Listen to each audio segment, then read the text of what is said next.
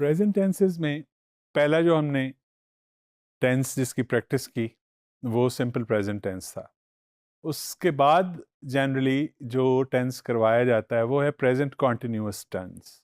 अभी इस वक्त हम प्रेजेंट कॉन्टिन्यूअस टेंस के बारे में बात करते हैं। ऐसा काम जो इस वक्त हो रहा हो उसके लिए हम प्रेजेंट कॉन्टिन्यूअस टेंस इस्तेमाल करते हैं। मसलन मेरा कोई दोस्त है, वो घोड़े पे उसको मैं देखता हूँ वो जा रहा है, तो मैं क्या कह सकता हूँ? मैं कहूँगा my friend is riding riding a horse. अगर बाइसिकल पे है तो मैं कह सकता हूँ my friend is riding bicycle. तो इसी तरह अगर मैं देखता हूँ कि कोई शख्स अपने जूते साफ कर रहा है, अभी मैंने देखा कोई जूते साफ कर रहा है, तो मैं कहूँगा Ahmed is cleaning his shoes.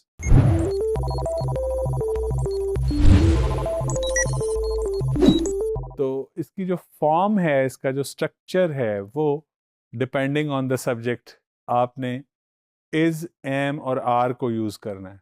आई के लिए एम यूज करेंगे, सिंगुलर सब्जेक्ट के लिए, और ही, शी और इट के लिए सिंगुलर सब्जेक्ट ही, शी और इट के लिए आप इज को यूज करेंगे, और प्लूरल सब्जेक्ट के लिए वी, दे या और कोई प्लूरल नाउन्स हों, प्रोनाउंस हों, उनके लिए आप आर को यूज करेंगे। ये तो हेल्पिंग वर्ब के तौर पे होंगे। कौन कौन से? इज, एम और आर। फिर जो वर्ब है, मेन वर्ब, उसको उसकी प्रेजेंट पार्टिसिपल फॉर्म यूज की जाती है। प्रेजेंट पार्टिसिपल फॉर्म है वर्ब प्लस आईएनजी। गो से गोइंग, मसलन कोई मार्केट जा रहा है तो आप कह सकते हैं Ali is going to the market. और मैं आपके सामने बोल रहा हूँ तो मैं कह सकता हूँ आई एम टॉकिंग। और आप सब मेरी बात सुन रहे हैं तो यू आर लिसनिंग। और आप मुझे देख भी रहे हैं तो आप यू आर वॉचिंग मी। सो ये इसका फॉर्म है।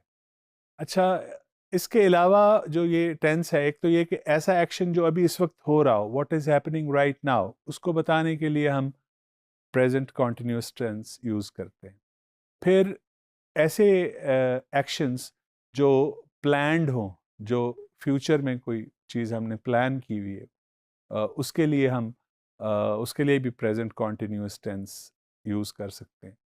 मेरे कहने का मतलब ये है कि कोई चीज़ जो हमने कल करनी है और आज से प्लान्ड है, या कल छोड़िए आप हफ्ता बाद करनी है, या एक महीने के बाद आपने कोई चीज़ प्लान कर ली है कि आपने करनी है, तो उसके लिए आप जो नेटिव स्पीकर्स हैं वो प्रेफर करते हैं, वो हमेशा प्रेजेंट कॉन्टिन्यूस फॉर्म यूज़ करते हैं। मसलन आप कहना चाहते हैं कि मैं कल आपने प्लान कर लिया है मसलन, और आप किसी को बताना चाहते हैं कि मैं कल कराची जाऊंगा, तो आप एक तो ये है ना जो हम जनरली कहते हैं I will go to Karachi.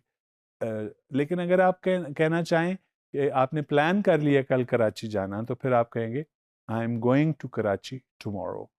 तो प्लान्ड फ्यूचर एक्शंस, ऐसे एक्शंस जो मुस्तकबिल में आपने प्लान कर लिए, वो मुस्तकबिल जैसे मैंने कहा एक दिन भी हो सकता है, एक हफ्ता भी, एक महीना भी, कुछ साल भी, उसके लिए आप प्रेजेंट कॉन्टिन्यूस टेंस को यूज़ कर सकते हैं। ऑल्सो आपको याद रखना चाहिए कि ये जो टेंस है ये सिर्फ इन दो सिचुएशंस में नहीं, बल्कि प्रेजेंट कॉन्टिन्यूस टेंस हम इसके अलावा ऐसी सिचुएशन में भी यूज़ कर सकते हैं कि जब आप कोई काम कर रहे हैं लेकिन बेशक इस वक्त वो नहीं कर रहे, आजकल कर रहे हैं।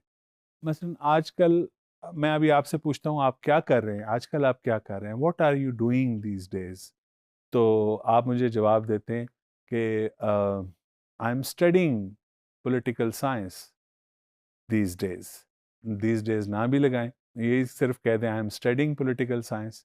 तो इसका ये मतलब नहीं कि आप इस वक्त पढ़ रहे हैं, इसका मतलब है कि आप आजकल ये काम कर रहे हैं। किसी दोस्त को मिला, आप उससे पूछते हैं कि what are you doing these days, तो वो बता सकते हैं आपको मसलन कि मैं अपने अब्बू का घर बनवा रहा हूँ, तो I am building my father's house.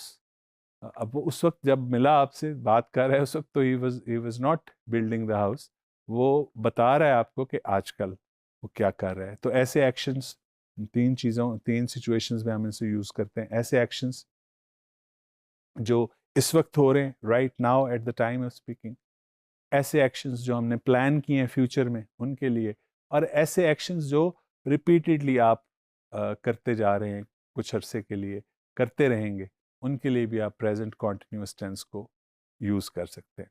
तो डियर स्टूडेंट्स, इसकी जो फॉर्मेट है, इसकी जो शक्ल है वो क्या है कि is, am, are plus verb, और उसके साथ आईएनजी की फॉर्म, वर्ब की आईएनजी वाली फॉर्म जिसे प्रेजेंट पार्टिसिपल फॉर्म कहते हैं, और फिर उसके बाद कोई ऑब्जेक्ट या कोई एडवर्ब जो भी हो वो आप लगा सकते हैं।